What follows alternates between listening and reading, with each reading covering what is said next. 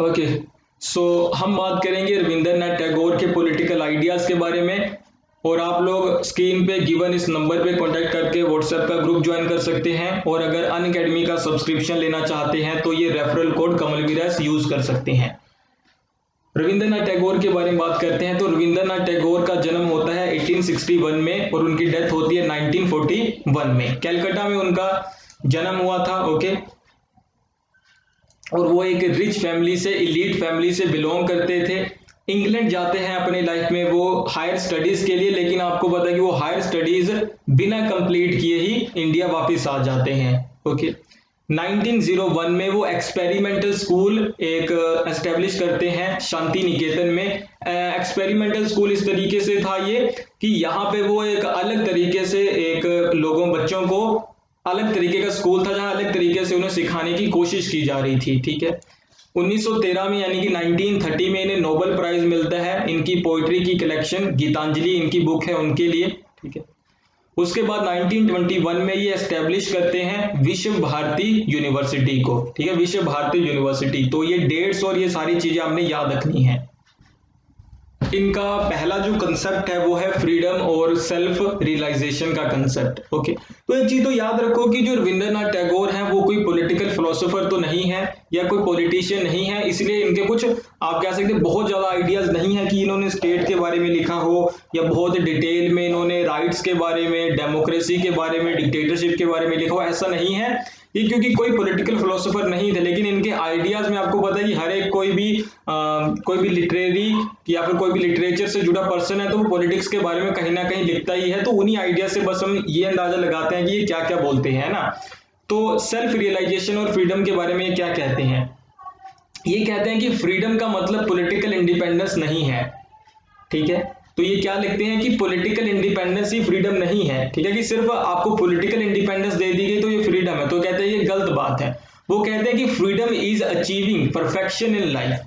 ठीक है, तो ये फ्रीडम को इस तरीके से नहीं देखते कि आपको कुछ भी करने का राइट दे दिया गया तो वो फ्रीडम है, या आपको वोट करने का राइट दे दिया गया वो फ्रीडम है। वो कहते हैं कि नहीं, बल्कि फ्रीडम का मतलब है आप उन सारी चीजों से फ्री हो जाओ जिनसे आप घिरे हुए हो और अपनी लाइफ में अपने पर्सनैलिटी को डेवलप कर सको सारी चीजों से फ्री होकर। तो ये फ्रीडम है। तो डेवलपमेंट ऑफ पर्सनैलिटी, अपनी पर्सनैलिटी को डेवलप कर सको, आपको इतनी अपॉर्चुनिटी मिले और आप उन सारी चीजों से फ्री हो सको जो आपको अपनी पर्सनैलिटी को डेवलप करने से रोकती है। वो चीजें कैसी है? वो हो सकता है कि आपका रिलीजन है जो आपकी पर्सनैलिटी को डेवलप होने से रोकता है, हो सकता है कि आपकी वो कास्ट है, हो सकता है वो कॉलोनियल सिस्टम है, हो सकता है कि वो एजुकेशन सिस्टम है जो आपको रोक रहा है डेवलप करने से अपनी पर्सनैलिटी को। तो इन सारी चीजों से जब आप फ्री हो जाओगे तो उसे ये फ्रीडम कहते हैं।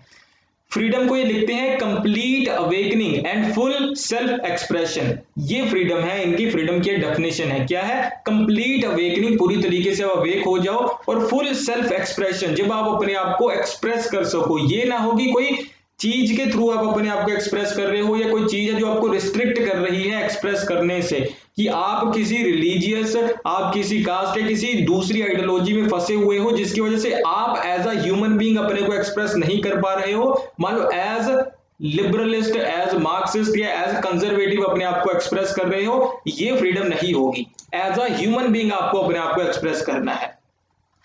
जो इस तरीके का फ्रीडम का आइडिया है ये लिया गया है एक उपनिषद से जिसका नाम है मंडूका उपनिषद। और ये आइडिया क्या है? सत्यम शिवम अद्वैतवम। ठीक है, सत्यम शिवम अद्वैतवम, ये एक आइडिया है जो मंडूका उपनिषद से लिया गया है, जिसका मतलब है complete awakening and full self expression he freedom है। तो ये इनका फ्रीडम का आइडिया है।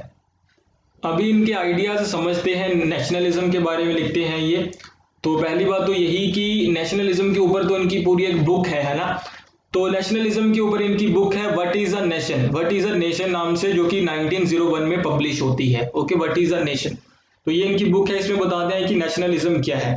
ठीक है, और इनकी एक और बुक है जिसका नाम है नेशनलिज्म, जो कि 1915 में पब्लिश हुई। पहली बुक जो कि 1901 में पब्लिश होती है व्हाट इज अ नेशन, और नेशनलिज्म बुक 1915 में पब्लिश होती है। इस बुक को किस तरीके से कंपाइल किया गया था, तो इन्होंने 3 डिफरेंट लेक्चर्स दिए थे, nationalism in Japan, nationalism in West और नेशनलिज्म इन इंडिया। ये 3 इनके लेक्चर थे जो इन्होंने अलग अलग टाइम पे दिए थे। बाद में इन लेक्चर्स को कंपाइल किया जाता है एक बुक के फॉर्म में और 1915 में उसे पब्लिश किया जाता है नेशनलिज्म नाम से, ठीक है।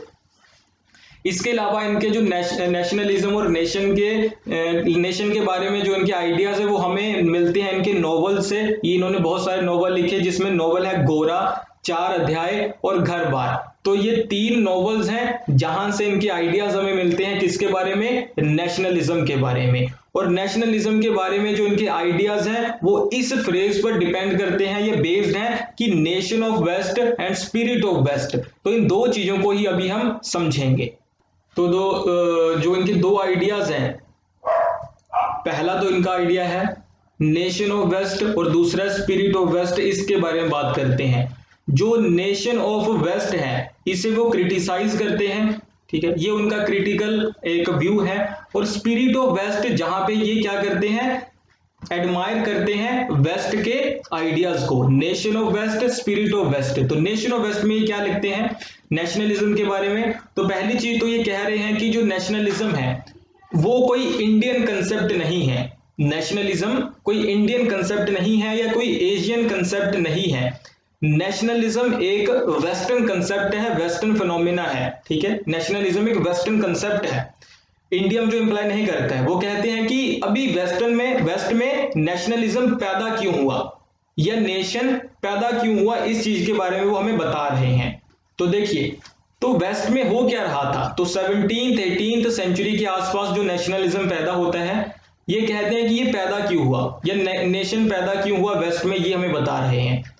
तो ये बता रहे हैं कि उस टाइम पे हो क्या रहा था यूरोप में, तो यूरोप में उस टाइम पे इंडस्ट्रियल रेवोल्यूशन हुआ, है ना, इंडस्ट्रियल रेवोल्यूशन हुआ 16th-17th सेंचुरी में। टेक्नोलॉजी सामने आई नई नई, ठीक है, और बहुत बड़े लेवल पे प्रोडक्शन हो रहा था चीजों का, या चीजों को मैन्युफैक्चर किया जा रहा था। तो उस टाइम पे ये हो रहा था। तो अभी सभी लोग चाहते थे, चाहे वो आप कह सकते हैं कि एक कैपिटलिस्ट हो, चाहे वो कोई मिडिल क्लास से जुड़ा हुआ हो, चाहे वो कोई पुअर इंसान हो, ठीक है, तो सभी वहां पे ये चाहते थे कि ये जो हमारी सोसाइटी में चेंज आया है इंडस्ट्रियल रेवोल्यूशन की वजह से, और टेक्नोलॉजी जो हमने अर्जित की है, अटेन की है, इसका ज्यादा से ज्यादा फायदा उठाया जा सके, ज्यादा से ज्यादा फायदा उठाया जा सके। कि ये जो हमारे पास इंडस्ट्रियल रेवोल्यूशन है, बहुत सारी टेक्नोलॉजी है, बहुत सारे फैक्ट्रीज हैं, बहुत सारी मशीन्स हमारे हाथ में हैं, तो हम क्या ऐसा करें कि इन मशीन्स के ज्यादा से ज्यादा फायदा ले लें। तो अपने लस्ट और अपनी ग्रीड को पूरा करने के लिए और अपने इंटरेस्ट को पूरा करने के लिए, जो ये कह रहा था, ये डिमांड कर रहा था कि ज्यादा से ज्यादा इसका फायदा उठाया जाए इस सिस्टम का, तो इन लोगों ने क्या कहा, नेशन को जन्म दिया। सभी लोग क्या हो रहे थे, जो कंट्री साइड पे रहते थे, जो रूरल एरिया में थे, अर्बन एरिया में, सारे एक ही जगह इकट्ठा हो रहे थे। कहां पे इकट्ठा हो रहे थे सभी लोग, जो वर्कर्स थे वो भी शहरों की तरफ जा रहे थे, छोटे पूंजीपति भी शहरों में जा रहे थे, बड़े पूंजीपति भी शहरों में थे। तो अभी क्या हुआ, इन्होंने क्या शुरू किया, इन कंपनीज के साथ जब वो इकट्ठा हो जाते हैं तो ये सारे लोग क्या करते हैं मिलके, ये चाहते हैं कि रिसोर्सेज को ज्यादा से ज्यादा यूज कर पाए हम। तो हमारे रिसोर्सेज कौन से हैं, पहले तो इन्हें ये आइडेंटिफाई करना पड़ेगा। तो हमारे रिसोर्सेज कौन से हैं, इसलिए इन्होंने एक बाउंड्री बनाई कि ये बाउंड्री, ये टेरिटरी में जो रिसोर्सेज हैं वो हमारे रिसोर्सेज हैं। तो स्टेट की बाउंड्री बन गई, ठीक है, स्टेट की टेरिटरी बन गई। उसके बाद इन लोगों ने कहा कि यहां पे कौन यूज करेगा, ये जो सारे के सारे जो रिसोर्सेज है इन्हें कौन यूज करेगा, तो हम यूज करेंगे ना, तो कोई और दूसरा ना यूज करे। तो गवर्नमेंट को भी पावर दी गई कि पुलिस स्टेट की तरह काम करो कि कोई यहां पे गड़बड़ ना कर सके। तो गवर्नमेंट भी आ गई हमारे साथ। गवर्नमेंट को कहा 1688 में ट्रीटी ऑफ वेस्टफेलिया होती है। ट्रीटी ऑफ वेस्टफेलिया में गवर्नमेंट को कहा गया कि आपकी मोनोपोली है इस रीजन के ऊपर, आपके पास सोवरेनिटी है। गवर्नमेंट को सोवरेनिटी भी दे दी, लोग तो हमारे यहां पे रह ही रहे थे। तो अभी ये सारी चीजों के साथ क्या हुआ, एक स्टेट बन जाता है, एक नेशन बन जाता है। और नेशनलिज्म क्या है, ये स्टेट हमारा स्टेट है, इसके रिसोर्सेज हमारे रिसोर्सेज हैं, इन्हें यूज कौन करेगा, हम करेंगे, और इन रिसोर्सेज का फायदा कौन लेगा, हम लेगा। तो अपनी लस्ट, अपनी ग्रीड, अपने इंटरेस्ट को पूरा करने के लिए क्या बना, नेशन बना और नेशनलिज्म बना। नेशनलिज्म क्यों बना, कि हमारे स्टेट को कोई दूसरा आके ओवरटेक ना कर ले, इसलिए नेशनलिज्म जैसी बात उनमें आती है। ठीक है, तो ये है कि अपने इंटरेस्ट के लिए नेशनलिज्म पैदा हुआ। ओके, आई होप आपको यहां तक क्लियर हुआ होगा कि नेशनलिज्म क्यों पैदा हुआ वेस्ट में। अभी ये तो हो गया कि नेशनलिज्म पैदा कैसे हुआ। वो कहते हैं कि reason behind development of this idea, वो था socio economic needs of society. Western society की जरूरतें थी, उन्हें पूरा करने के लिए नेशन, पहले नेशन बनाया, फिर नेशनलिज्म आया। उसके बाद nation was the organised self interest of the whole people. ये बात आप याद रखना कि नेशन को इस तरीके से डिफाइन कौन करता है, उनका कोटेशन है कि नेशन क्या है, ऑर्गेनाइज्ड सेल्फ इंटरेस्ट है सभी लोगों का। उसके बाद है, वो कहते हैं कि अपॉर्चुनिटीज जो हमें कहां से मिली, इस इंडस्ट्रियल सोसाइटी की वजह से जो अपॉर्चुनिटी मिली arise from new society, industrialism and science, उन्हें कैसे हम यूज कर सके, इस चीज के लिए हम इकट्ठा हो गए, ऑर्गेनाइज हो गए कि ये तो अभी हम ही करेंगे और कोई नहीं करेगा।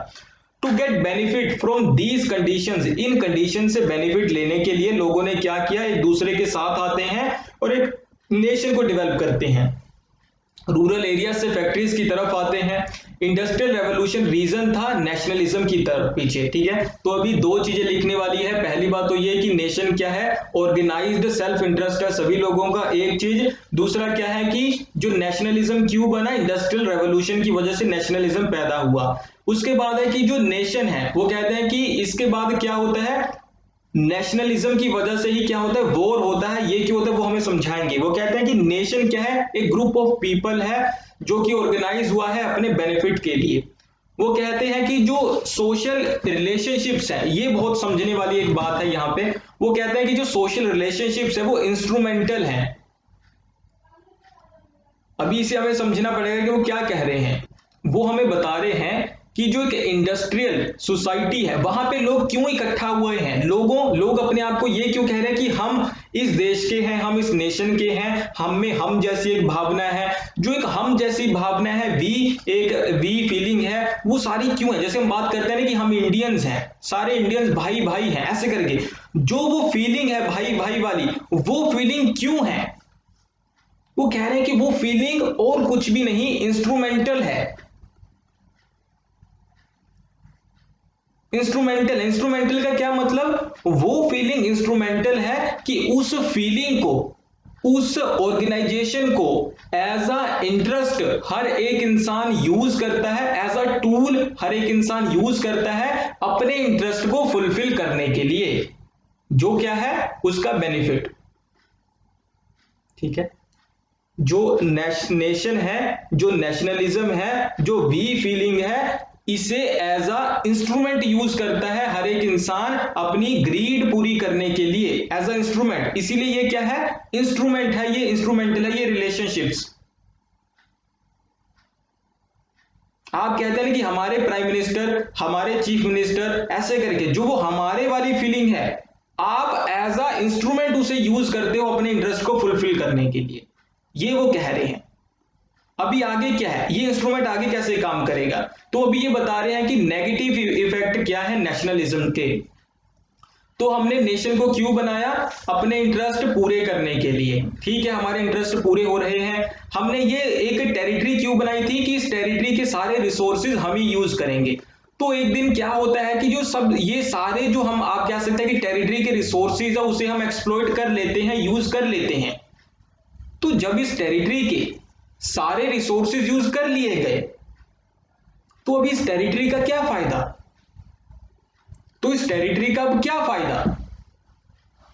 तो हम क्या करते हैं, तो हम इस टेरिटरी को क्या करते हैं, एक्सपैंड करना शुरू करते हैं। एक्सपैंड करते हुए क्या होता है, यूरोप दूसरे देशों को क्या करता है, कॉलोनाइज करता है। तो नेशनलिज्म का पहला नेगेटिव इंपैक्ट सामने आया कि नहीं आया। नेशनलिज्म का पहला नेगेटिव इफेक्ट क्या है, कॉलोनियलिज्म। बस्तीवाद, ठीक है, हमने अपनी टेरिटरी को अच्छे से यूज कर लिया, रिसोर्सेज यूज कर लिए, लेकिन अभी हमारी जरूरतें तो पूरी नहीं होंगी ना कभी, तो हम क्या कर रहे हैं, उस टेरिटरी से बाहर निकल के दूसरी टेरिटरी को भी अपने अंडर करने की कोशिश करें ताकि उन्हें भी यूज कर सके, तो इसीलिए हम कॉलोनाइज करते हैं। तो पहला नेगेटिव इफेक्ट क्या है, कॉलोनियलिज्म। तो power, money, interest are the reason behind creating nation. तो हमने पावर के लिए, मनी के लिए, इंटरेस्ट के लिए ही नेशन बनाया था। जब हम, आप कह सकते हैं कि सारे रिसोर्सेज यूज कर लेते हैं, तो हम ट्राई करते हैं विजिट करने की और नए रिसोर्सेज को एक्सप्लॉइट करने की, जिसकी वजह से हम क्या करते हैं, एक्सपेंशन करते हैं और नई सोसाइटीज को अपने अंडर करते हैं। नई सोसाइटी को अपने अंडर कर लिया, कोलोनाइज कर लिया। अभी ब्रिटेन ने इंडिया को कोलोनाइज कर लिया। अभी जब ब्रिटेन क्या कर रहा है, कोलोनाइज कर रहा है दूसरे स्टेट्स को, तो ब्रिटेन आगे बढ़ रहा है। वहीं पे फ्रांस देखता है कि ब्रिटेन तो बहुत ज्यादा अमीर हो रहा है, तो इसी कंपटीशन में फ्रांस भी कोलोनलिज्म शुरू कर देता है। तो ब्रिटेन, फ्रांस, जर्मनी, सारे देश नेशनलिज्म के पीछे। पहली बात तो किस वजह से नेशनलिज्म बना, हर एक इंसान ने अपने पावर, मनी और इंटरेस्ट को पूरा करने के लिए नेशन बनाया। जब वो रिसोर्सेज पूरे तरीके से हमने एक्सप्लॉइट कर लिए, तो हमने स्टेट के बाद सुपर स्टेट बनाने के लिए कोलोनाइज करना शुरू किया। सभी देशों ने जब कोलोनाइज करना शुरू किया, तो उनके बीच में कंपटीशन शुरू हो गया, जिसकी वजह से सारे दुनिया को हमने कोलोनाइज कर लिया। उसके बाद क्या होता है, कंपटीशन इतना बढ़ जाता है कि ये देश आपस में ही लड़ना शुरू कर देते हैं और वर्ल्ड वॉर 1 होता है, वर्ल्ड वॉर 2 होता है। तो नेशनलिज्म हमें कहां पे ले गया, तो नेशनलिज्म ने पहले नेशन बनाया, हमारी ग्रीड, पावर और इंटरेस्ट की वजह से हमने नेशन बनाया, नेशन से नेशनलिज्म, नेशनलिज्म से कोलोनलिज्म, कोलोनलिज्म से वर्ल्ड वॉर। ये सारी चीजें कहां से शुरू हुई, नेशनलिज्म से शुरू हुई, ठीक है। Because main interest behind organization is self interest, it will lead to colonialism। पहले colonialism, फिर further competition और उसके बाद wars होती हैं। तो ये नेगेटिव इंपैक्ट है किस चीज के, नेशनलिज्म के। तो जो अभी हम पढ़ रहे थे, मैंने आपको बताया था कि उनके जो आइडियाज है वेस्ट के बारे में, उन्हें 2 टाइटल्स में डिवाइड किया जाता है, नेशन ऑफ वेस्ट और स्पिरिट ऑफ वेस्ट। तो ये हमने क्या समझा, नेशन ऑफ वेस्ट, जहां पे वो वेस्टर्न कल्चर को, वेस्टर्न सोसाइटी को क्रिटिसाइज कर रहे हैं, ये नेशन ऑफ वेस्ट है। अभी स्पिरिट ऑफ वेस्ट क्या है, जहां पे वो उसे एडमायर करेंगे। तो स्पिरिट ऑफ वेस्ट है वो चीजें, things which he appreciated in West. उन्होंने वेस्ट की सारी चीजों को क्रिटिसाइज ही नहीं किया, बल्कि बहुत सारी चीजों को वो क्या करते हैं, अप्रिशिएट करते हैं। वो कौन सी चीजें हैं, वो कहते हैं कि जो वेस्टर्न कल्चर में फ्रीडम, इक्वालिटी, लिबर्टी, फ्रेटर्निटी जैसे एलिमेंट्स हैं, जिन्हें वो फॉलो करते हैं, या वेस्ट का जो रिच लिटरेचर है या आर्ट है, वेस्टर्न आर्ट्स जो बहुत रिच है अपने आप में, तो उन सारी चीजों को वो क्या करते हैं, अप्रिशिएट करते हैं। और जब वो अप्रिशिएट करते हैं, तो उस चीज को वो क्या कहते हैं, स्पिरिट ऑफ वेस्ट। और उसे क्या कहते हैं, जिसे वो क्रिटिसाइज करते हैं, नेशन ऑफ वेस्ट। तो ये 2 चीजें आपको याद रखनी है। अभी टैगोर और गांधी के आइडियाज को हम समझते हैं। टैगोर और गांधी में क्या रिलेशन था। तो पहली बात तो कि दोनों ही हैं जो ये चीज को मानते थे कि जो नेशन और नेशनलिज्म है, ये दोनों वेस्टर्न आइडियाज हैं, ठीक है। तो गांधी और टैगोर दोनों क्या मानते थे कि जो नेशन है और नेशनलिज्म है, ये वेस्टर्न आइडियाज हैं। दोनों ही इस चीज की बात करते हैं, कॉस्मोपॉलिटन सोसाइटी, प्लूरल सोसाइटी या यूनिवर्सलिज्म की बात करते हैं। तो चाहे हम गांधी की फिलॉसफी पढ़े, चाहे टैगोर की, दोनों एक बात की, दोनों एक चीज के बारे में बात करते हैं, दोनों ह्यूमैनिज्म के बारे में बात करते हैं। तो दोनों ये बात करते हैं कि जब हमने फ्रीडम की बात करनी है, लिबर्टी की बात करनी है, तो हमारा मतलब ये नहीं कि India as a political community free हो जाए। हम चाहते हैं कि हम एक स्टेट तक सीमित नहीं है, इंटरनेशनलिज्म जिसे कहा जाता है, उस तक हमारी पहुंच है या अप्रोच है। वो कहते हैं कि हमें ह्यूमन की जब बात करनी है, तो ये नहीं कि इंडिया फ्री हो जाए, पाकिस्तान फ्री हो जाए। उनका मतलब हर एक ह्यूमन फ्री हो। और फ्रीडम की डेफिनेशन मैंने आपको पहले बताई। तो इसीलिए वो क्या बात करते हैं कि इंडिया नहीं बल्कि सभी देशों के सारे लोगों को फ्री करना चाहिए, और लोगों को स्टेट्स में नहीं बांटना है, सभी लोगों को छोटे छोटे कम्युनिटी में बांट देना है, सारे विश्व को। यही बात गांधी भी करते हैं। गांधी तो बात करते हैं छोटे छोटे गांव में बांट दो, ये भी बात करते हैं कॉस्मोपॉलिटन सोसाइटी की, जहां पे सभी देशों के लोग एक साथ मिलकर रह सके। ये कॉस्मोपॉलिटन सोसाइटी है, ये स्टेट तक सीमित नहीं है इनके आइडियाज। वो कहते हैं we can not limit our view to state society, कि हमारे व्यू सिर्फ स्टेट सोसाइटी तक लिमिटेड नहीं है कि हम स्टेट सोसाइटी की बात कर रहे हैं या उसे एम्पावर करने की, बल्कि हम बात करते हैं ऐसी सोसाइटी की जहां पे सभी देशों के लोग एक साथ रहे, बल्कि देश जैसी कोई बाउंड्री ही ना हो, सभी देश सभी लोग आपस में रह के मिल के रह सके सॉरी। जो टैगोर है वो गांधी को टाइटल देते हैं महात्मा का। तो गांधी को महात्मा गांधी किसने कहा? ये टाइटल दिया टैगोर ने। और टैगोर के लिए जो टाइटल देते हैं महात्मा गांधी वो क्या है? वो है गुरुदेव का। ठीक है, तो टैगोर को गुरुदेव का टाइटल किसने दिया? गांधी ने। और गांधी को महात्मा का टाइटल दिया टैगोर ने। अभी ये भी बात है कि बहुत सारी चीजें हैं जहां पे टैगोर क्रिटिसाइज करते हैं गांधी को। तो गांधी की जो इंडियन नेशनल मूवमेंट है उसे वो क्रिटिसाइज करते हैं। वो कहते हैं कि जो बॉयकॉट है, सिविल डिसोबीडियंस है, ऐसी चीजें गलत है गांधी की। वो कहते हैं कि ये मतलब सही नहीं है इस तरीके से विरोध करना गवर्नमेंट का। वो कहते हैं कि बिल्कुल आपको फ्रीडम चाहिए, लेकिन वो कहते हैं कि पहली बात तो कि लीडर्स को मोरालिटी और स्पिरिचुअल स्ट्रगल करना चाहिए। ठीक है, कि उन्हें ये आप कह सकते हैं कि स्पिरिचुअली या मोरली उन्हें स्ट्रगल करना चाहिए, और जो ब्रिटेन है उसे ये रियलाइज करवाना चाहिए कि वो चीज जो कर रहे हैं वो गलत है, इसीलिए ब्रिटेन को वो चीजें नहीं करनी चाहिए, जो गलत चीजें हैं हमें एक्सप्लोर नहीं करना चाहिए। तो वो आपको पता है कि वो हम कैसे कर सकते हैं, वो कोई ऐसे रियलाइज नहीं करेगा, हमें आप कह सकते हैं ये सारी चीजें करनी पड़ेंगी ना, वो बात की बातें हैं। टैगोर क्रिटिसाइज करते हैं स्वराज को। क्यों स्वराज को क्रिटिसाइज करते हैं? क्योंकि जो स्वराज है, स्वराज है ना, यानी कि सेल्फ ऑटोनॉमी, वो सिर्फ स्टेट तक की फ्रीडम की बात करते हैं। किसकी बात कर रहा है स्वराज? पॉलिटिकल फ्रीडम की, कि हमें पॉलिटिकल फ्रीडम चाहिए। लेकिन वो कहते हैं कि फ्रीडम का मतलब सिर्फ पॉलिटिकल फ्रीडम नहीं होना चाहिए। फ्रीडम का मतलब क्या होना चाहिए? जैसे मैंने आपको शुरू में बताया था, complete awakening and full expression. तो फ्रीडम किसकी बात कर रहे हैं? ह्यूमन बीइंग की फ्रीडम की बात कर रहे हैं, ना कि स्टेट की फ्रीडम की बात कर रहे हैं। वो कह रहे हैं कि हमें स्टेट की तो बल्कि जरूरत ही नहीं। क्यों नहीं जरूरत? क्योंकि स्टेट तो एक वेस्टर्न कंसेप्ट है। क्या है? नेशन ऑफ वेस्ट है, जो कि एक बुरी चीज है। हमें स्पिरिट ऑफ वेस्ट चाहिए, जो कि क्या है? लिबर्टी है। और लिबर्टी जैसी चीजें हैं, इक्वलिटी जैसी चीजें हैं, और फ्रीडम जैसी चीजें हैं। तो ये टैगोर की आइडियाज हैं। आई होप आपको क्लियर हुए होंगे।